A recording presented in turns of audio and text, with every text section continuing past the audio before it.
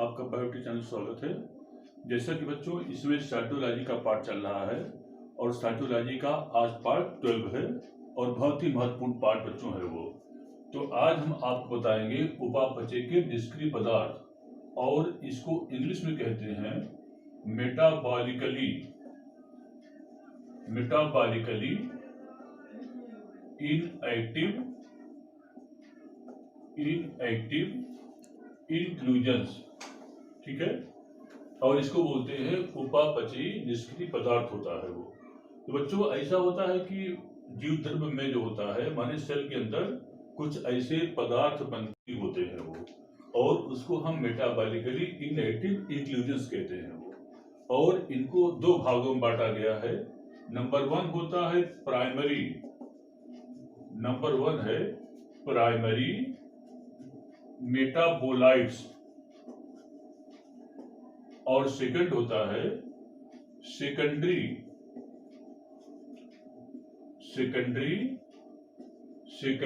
Metabolites कहते हैं वो। तो प्राइमरी मेटाबोलाइट्स के अंतर्गत जो होता है, जैसे कि इसमें अंतर्गत जैसे कि न्यूक्लिक एसिड, ठीक है, न्यूक्लिक एसिड आते हैं और सिंपल शुगर माने साधारण शर्करा, और इसके अलावा जो होती है एमिनो एसिड्स, और इसके अंतर्गत बच्चों प्रोटीन्स आते हैं वो। माने कि प्राइमरी मेटाबोलाइट्स के अंतर्गत जो होता है nucleic acid, simple sugars, amino acid और प्रोटीन्स आते हैं वो। अब आता है सेकेंडरी मेटाबोलाइट्स। तो सेकेंडरी मेटाबोलाइट्स के अंतर्गत ऐसे पदार्थ आते हैं जो कि मेटाबॉलिकली इनएक्टिव होते हैं, और इनका फॉर्मेशन जो है फ्रॉम द प्राइमरी मेटाबोलाइट्स होता जो है वो। अब आती है उपापचयी निष्क्रिय पदार्थ जो होता है, इसको तीन भागों में बांटा गया है वो। नंबर वन होता है reserve food materials, number one. और नंबर वन होता है सेक्रेटरी प्रोडक्ट्स होता जो है वो। और नंबर थर्ड होता है स्क्रिटरी प्रोडक्ट्स होता है जो है वो। माने इन्हें तीन भागों में बांटा गया है। नंबर वन होता है रिजर्व फूड मटेरियल्स, और इसकी हिंदी होती है संचित भोज्य पदार्थ। और नंबर सेकंड होता है सेक्रेटरी प्रोडक्ट्स, और इसको बोलते हैं स्रावी पदार्थ बोलते हैं। और नंबर थर्ड होता है स्क्रिटरी प्रोडक्ट्स, और इसको हम हिंदी में उत्सर्जी पदार्थ कहते हैं। तो बच्चों वन बाय वन ले चलिए। तो फर्स्ट हेडिंग होता है reserve food materials. First heading बात करते हैं तो ये होता है रिजर्व फूड मटेरियल्स, और इसको हिंदी में कहते हैं संचित भोज्य पदार्थ। तो रिजर्व फूड मटेरियल जो होता है रिजर्व फूड मटेरियल्स, तो इसके अंतर्गत ऐसे पदार्थ आते हैं जो कि पौधों की जड़ों में, तना में, पत्तियों में, पुष्प में, कलिकाओं में भोज्य पदार्थ के रूप में संचित होते हैं। उनको हम रिजर्व फूड मटेरियल्स कहते हैं वो। और इसमें आता है नंबर वन होता है कार्बोहाइड्रेट्स है वो। कार्बोहाइड्रेट्स, तो कार्बोहाइड्रेट्स जो होता है बच्चों, जो माने कि संचित भोज्य पदार्थ को तीन भागों में बांटा गया है वो। नंबर वन होता है कार्बोहाइड्रेट्स, और सेकंड होता है नाइट्रोजनस, नंबर सेकंड होता है नाइट्रोजनस प्रोडक्ट्स होता है। और नंबर थर्ड होता है फैट्स एंड आयल्स, माने तीन प्रकार के होते हैं वो। Number one carbohydrates, number second nitrogenous products, और नंबर थर्ड होता है फैट्स एंड आयल्स होता जो है वो। अब फर्स्ट आता है बच्चों, फर्स्ट हेडिंग होता है कार्बोहाइड्रेट्स। फर्स्ट हेडिंग आता है कार्बोहाइड्रेट्स। बच्चों कार्बोहाइड्रेट्स को हम हाइड्रेट्स ऑफ कार्बन, इसे हम हाइड्रेट्स ऑफ कार्बन भी कहते हैं वो, और हाइड्रेट्स ऑफ कार्बन कहते हैं। और एक कार्बोहाइड्रेट जो होता है यह सेलुलर फ्यूल या कोशिकीय ईंधन कहलाता है वो, और इसका निर्माण 3 प्रकार के तत्वों कार्बन, हाइड्रोजन और ऑक्सीजन होता है वो। और जल के समान जो है हाइड्रोजन और ऑक्सीजन का अनुपात जो है 2:1 का अनुपात होता है वो। अब आती है कार्बोहाइड्रेट का जो कॉमन फार्मूला होता है वह होता CnH2O और AN होता जो है, एक कॉमन इसका फार्मूला होता है वो। अब आती है कि अकॉर्डिंग टू द, माने कि जिस समय हम क्लासिफिकेशन ऑफ कार्बोहाइड्रेट्स करते हैं वो, तो कार्बोहाइड्रेट का जब क्लासिफिकेशन करते हैं means classification of carbohydrates, classification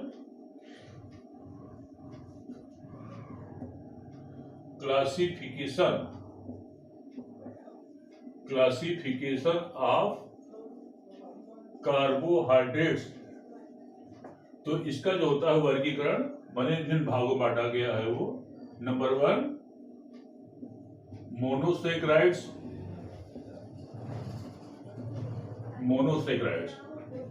number 2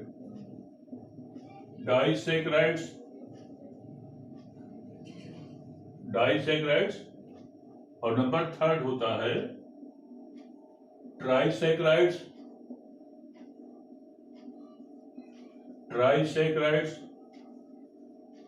और नंबर 4 होता है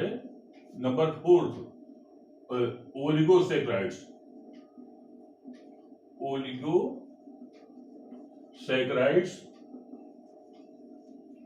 और नंबर 5 होता है पॉलीसैकराइड्स।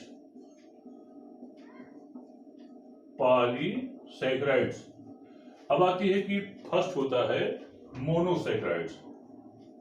फर्स्ट है बच्चों मोनोसैकराइड्स।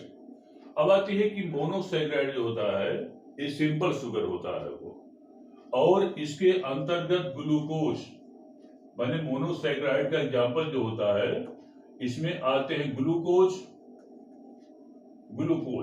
और इसका कॉमन फार्मूला होता है C6H12O6, माने मीन्स 1:2:1 होता है वो ग्लूकोज। अगला होता है फ्रक्टोज का भी फार्मूला ही होता है वो।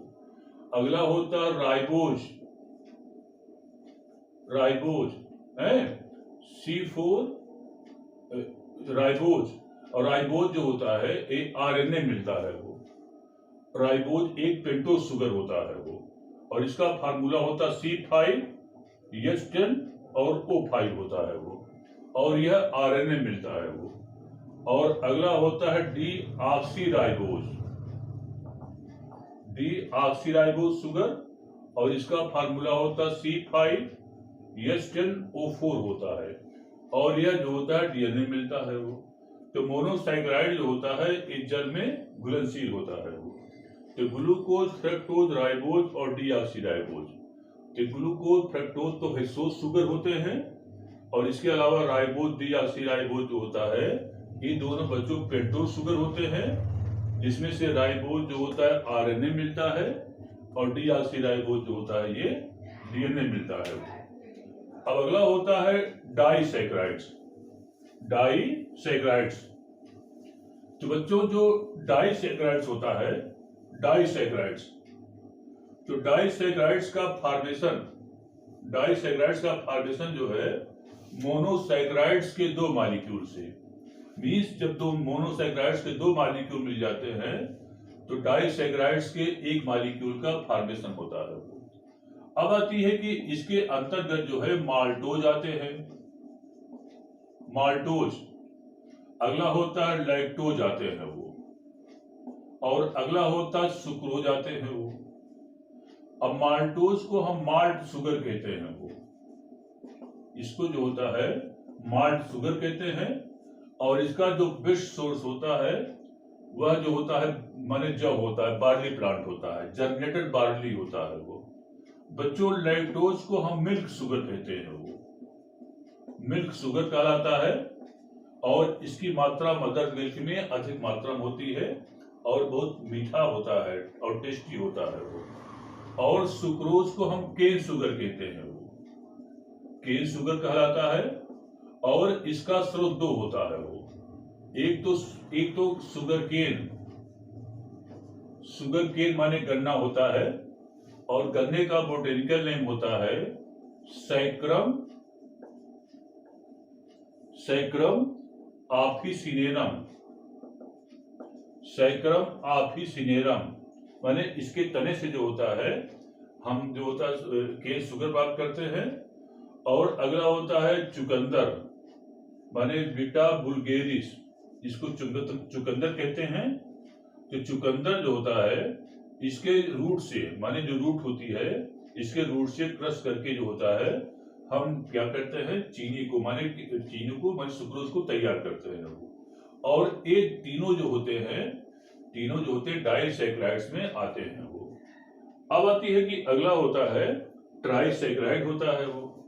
तो ट्राइसैकराइड जो होता है रैफिनोज आते हैं वो।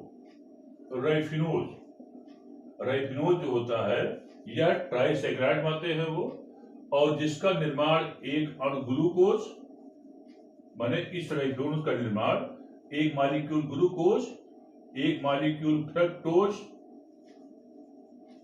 और एक मॉलिक्यूल गलैक्टोज, ठीक है, गलैक्टोज माने कि ग्लूकोज, फ्रक्टोज और गलैक्टोज से मिलकर के रैफिनोज का फॉर्मेशन होता है वो। अब आता है कि ओलिगोसैकराइड्स। बच्चों ओलिगो का मतलब होता है एफ्यू होता है वो। एफ्यू माने क्या, जिस समय 10 से लेकर के 1000 तक मोनोसैकराइड्स मिलते हैं तो ओलिगोसैकराइड्स का फॉर्मेशन होता है वो। अब ओलिगो मीन्स होता है एफ्यू होता जो है वो। एफ्यू माने क्या मतलब, ये जो होता है ये अस्थायी अवस्था में माने कि अस्थायी अवस्था में ये नहीं पाए जाते हैं। अगला होता है पॉलीसैकराइड्स। पॉलीसैकराइड्स का बच्चों जो निर्माण होता है वह मोनोसैकराइड्स के 10 से लेकर के 1000 मॉलिक्यूल जब मिलते हैं वो तो पॉलीसैकराइड्स का फॉर्मेशन होता है वो।